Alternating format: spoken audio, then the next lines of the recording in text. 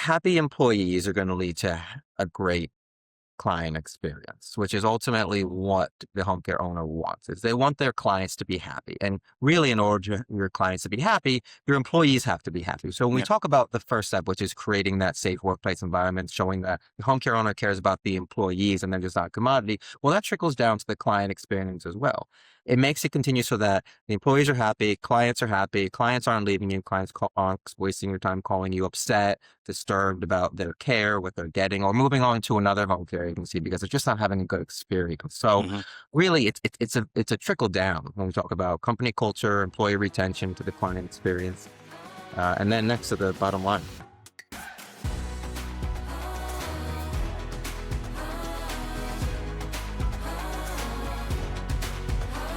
Hey, Kevin Hansen here again with another episode of Creating to Connect as we visit with other businesses that help home care owners create a stronger culture, create better systems and operations so that the experience that they have with clients, with their team, always is improving, and they can focus on stronger, healthier connections as their business grows and their brand gets stronger.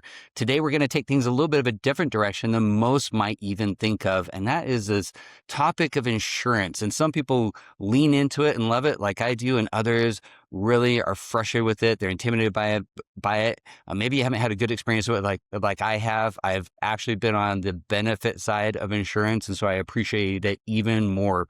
So having proper insurance can do a lot of things for a business that you may not think of. It can set an owner at ease, knowing that things are planned for and taken care of, and it can actually ripple into some of the team culture and the company culture, so you can have a better way of approaching things and benefiting your team, your clients, your caregivers, and just all around experience there. And so brought Gavin Studner on with Acrisure. We're going to talk about insurance today, and not just the horrible side that people might think of and they're afraid of, and usually comes down to a lack of understanding of what it can do for you. So Gavin, appreciate you coming on here today and visiting with me. It's always a pleasure to talk to you and visit with you. The knowledge you bring to this and the understanding of the industry you bring has always seemed to just kind of spark lights and ideas for home care owners as I've seen you visit with them. And grateful to have you on here today. Just give us a little bit of a background about Acrisure, and then we'll get into some of these experience sides of insurance that are helpful for home care owners. Absolutely. Thank you for having me first, Kevin. Really, really appreciate it. I usually don't hear the word sparklight and insurance in the same sentence. So I'm glad that we can kind of combine the two today and make insurance fun again. Um, just to give you a background on me, for those who don't know me, my name is Gavin Studner. I'm a client advisor within Acrisure's National Practice Group. Who is Acrisure? Acrisure is proud to be the eighth largest insurance broker in the world. We specialize in different verticals. My vertical that I love specializing in is the home care industry. I feel like the more that I can help home care agencies protect themselves from risk while also protecting their bottom line helps clients at the end of the day be able to have better care. And that's what we care about most. So It's thank awesome. you for having me. Appreciate it. Yeah, no problem. And here's something that probably intimidates home care owners a lot with insurance or any business, really. It's one of those things you look at and you're like, man, I'm spending all this money on it, and what does it really bring me? In fact, I was talking to the person that provides insurance for us and the other day, and he said, rates are going up, and a lot of people just look at the expense of it, not the benefit of it. And it really is situational. And so with it being something that's seen as and perceived as such a, a a higher expense item, like how do you go around addressing that with home care owners so they can really see that value in it to help them, one, do it properly, but two, really feel the relief of it before that relief actually even is necessary, even comes. Yeah, great question. So we know, and a lot of home care agencies know, that insurance is typically the second largest expense line for home care agencies. You have your payroll, then you have your insurance. And unfortunately, because home care agencies operate so thin, especially in this economy, every dollar matters. And we certainly understand that. Insurance also can come into play and help you in other areas of the business. And I like to focus on three areas. One, we talk about company culture, which leads to employee retention. Number two, we talk about the end user client experience, which we all want, a better client experience. And then number three is, of course, the bottom line and how it impacts the home care agency's ability to grow if that's their ultimate goal. So how does insurance affect like company culture, employee retention? Like connect those dots for us if you could. Absolutely. So a lot of people think of insurance, but they don't think of the risk management part of insurance. So insurance isn't just placing a policy and that's it. There's also the risk management component, which is really where I love and I thrive. So when it comes to creating an environment of safety for your employees and kind of bringing them into the conversation that a home care owner really cares about their safety, cares about making sure they go home to their own families at the end of the day, making sure they're not having any workplace injuries, making sure that they're involved in the conversation, it can really band together employees to work together towards a common goal of wanting to just create a safe workplace environment. It shows the employees that the home care owner cares, and they're not looked at as a commodity as well. It's awesome. It's interesting how when you cover certain liabilities, there's just like a different sense there, right? You're not in this, I, I think, just kind of a hypertensive mode about certain situations either because things are covered. So you can train properly, right, to help even avoid the risk of having to utilize that insurance. But then you do have that insurance as a backup as well, too. So Yep, it kind of builds in there. absolutely. Now, We how does like this that. trickle onto the client experience side? So you've got caregivers, they understand that there's certain things are covered, that they're protected, through the company, so that there's umbrella for them. How do you, with insurance, how can you take your insurance, your coverage, your things like that, and express it in a way and put it in a way that the clients and the families of clients can feel assured by this and have a more positive experience knowing that that insurance is there?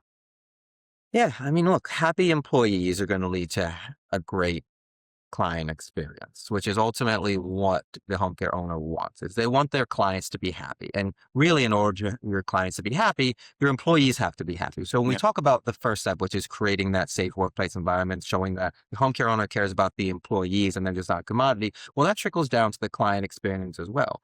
It makes it continue so that the employees are happy, clients aren't leaving you, aren't wasting your time calling you upset, disturbed about their care, what they're getting, or moving on to another home care agency because they're just not having a good experience. So Hmm.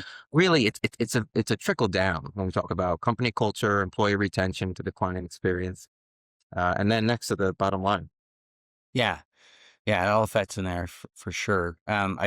Someone said the other day, like, happy wife, happy life, right? And as we're dealing with home care in our family right now, with my mom receiving care, just looking at some of the caregivers and the way that they approach my mom and do things like that, I just had that thought the other day is like happy caregiver, happy client too, because if they were taking whatever stresses to our house, it'd be a horrible experience for me. I would not care for that, and my mom wouldn't respond well to that either. So it's nice that it just matriculates down and feeds out throughout the entire business. Now you hinted at something earlier with this being the second largest. You talked about the margins that home care operates in terms of second largest expense line item. Like how do you help this create something that is a positive for the bottom line? How do they recognize that and understand that when they're just seeing the initial investment side of it as it's horrible that bookkeeping has everything as like expense line items instead of like investment line item, right? And then you can evaluate P&Ls later to figure out which your real expenses are versus what your investments are and your protections are. But that's the reality of bookkeeping. So how do you make this a positive experience on the bottom line side of things for businesses? So love that question because it really is. I mean, it's A, B, and C. Talk about company culture, employee retention, then we talk about client experience, and now we're going to talk about the bottom line because it's all just a direct flow. When you have a safe workplace environment, you're bringing those employees and they're feeling good about their job. The client experience is great. It's going to impact your bottom line and how much you pay in your insurance because if you're not having claims, if your employees aren't getting injured, then your insurance should continue to go down. Now, of Hmm. course, it's going to depend on the overall marketplace. Your insurance isn't going to continue to go down till it hits zero. That's just not the reality. You're always going to have some type of exposure to risk. And the entire marketplace does also dictate that. But for a home care agency specifically, if they're able to create that safe workplace environment and separate themselves from the rest of their peers in the home care industry and show their gold standard, show they have the best practice in place, show that their loss history in terms of claims is minimal to none, then they are going to be the ones who have a much lower expense cost have the opportunity to expand compared to their peers who really aren't focusing in this area where it's just a great opportunity. Insurance, I see as an opportunity for home care agencies. That's awesome. Now, from a marketing branding aspect of things, something I'd recommend is explaining more about what that means to clients and some of your messaging. I heard someone the other day saying every website says licensed and insured because they have to be. So that's not really a differentiator. But the type of assurances you can protect people with and provide people with can be different.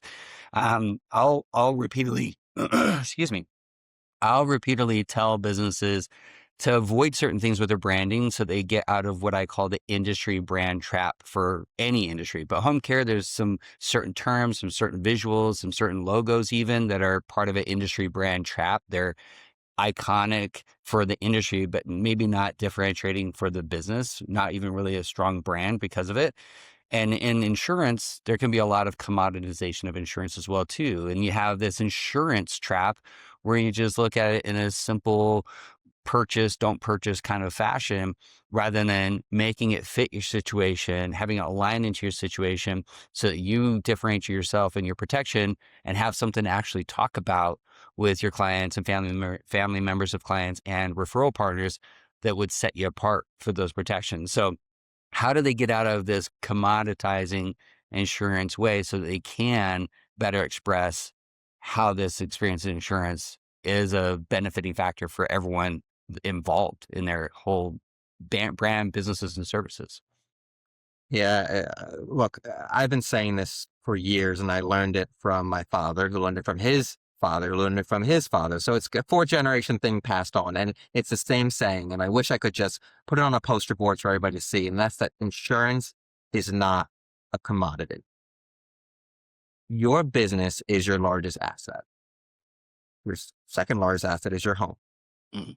You would not want to have home insurance that only covers you for half of what you should be covered for. If you have a $500,000 home, you don't want to have an insurance policy that only covers you for $250,000. Mhm. God forbid your home burns down, you're out of pocket $250,000.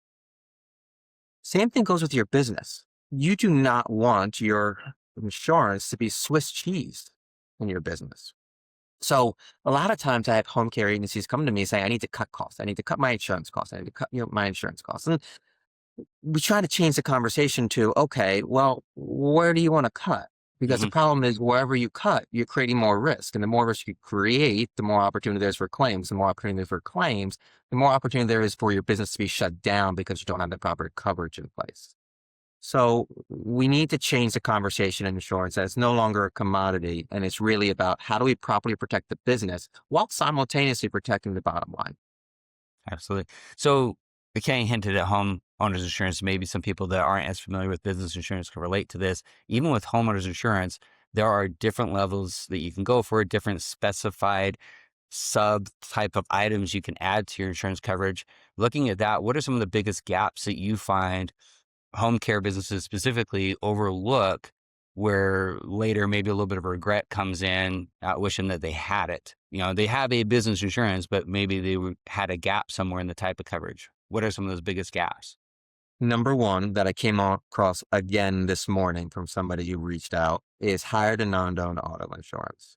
When you have employees who are out on the road, which home care agencies do, your employees are out on the road and they are Hmm. driving from client to client. While they are driving from client to client, they are driving on behalf of the business. Hmm. If you do not have hired and non-owned auto coverage on your insurance policy, that means that there is no coverage if, God forbid, your client gets into an accident or your employee gets in an accident by driving from client to client. Hmm. The employee may have coverage. Most likely it's going to be minimum limits because that's just the nature, unfortunately, of the home care industry is that home care employees do not get paid that much. So they Yeah. have minimum limits. But then it comes back onto the business and the business will be brought into lawsuit and it could be millions of dollars, potentially cost you the business itself. Yeah. I mean, there's a lot of factors to that for sure. And they don't think about it because a lot of other types of employment situations, the employee drives to work, it's all on them. They drive from work, it's all on them. But going from client to client is official business driving. right? It's a totally different situation there that some overlook, and it can be a huge factor. That liability side and the insurance company finding it out that it was work-related travel in a personal car, they might be like, yeah, we don't have all the liability on this. And then they're going to pursue who could be liable because they want to protect themselves too from paying out as much as they can. So it's, Exactly, exactly, it's and a that's domino just effect. nature of the beast. Absolutely. So I highly recommend making sure you have higher amount of auto coverage within your insurance policy. And just to make sure that we're all on the same page for whoever out there is listening to this fun insurance podcast, is that look, when I talk about auto, it doesn't mean autos owned by the business. Yep. Most likely there aren't any autos owned by the business. It is autos that are driven and owned by the caregivers themselves. Yep. Absolutely. Um, so other sides of making this more of a good experience, rather than just going and like going to the insurance vending machine down the hallway and getting some insurance for business. What are some things that they should really strive to do when it comes to selecting a broker and, having a real partner? I mean, this is the brand experience partnership that Revivify is working that has you conversing here on this Create to Connect episode. But what are some ways that they should evaluate who they work with to make sure that they have a real partner in this, not just someone collecting that insurance check? What are maybe 4 or 5 key things that they should evaluate someone on so they know they're getting a good, adequate evaluation of the business and a good customized plan rather than just a, a plan out of a can, so to speak? Absolutely. Look, I like to say, and again, a saying from my great grandfather is that you want your insurance broker to be like your business partner, similar to your accountant and your attorney. You want to have them at the table. You want your insurance broker to be at the table. So you want to have somebody who acts as though they are part of your team and an advisor to your team, like your accountant and your attorney. The other part is you want somebody who specializes in home care. You do not want to go to ABC insurance guy agent who's right up the street from you because you know him. That's fantastic. Glad you have a good relationship with them. But at the end of the day, home care is a very niche industry. You have to know the business in order to properly protect it. And if there's a broker on the corner who's handling a manufacturer, distributor, construction, and healthcare, it's just you can't be a jack of all trades. You Hmm. really want somebody specialized in the industry.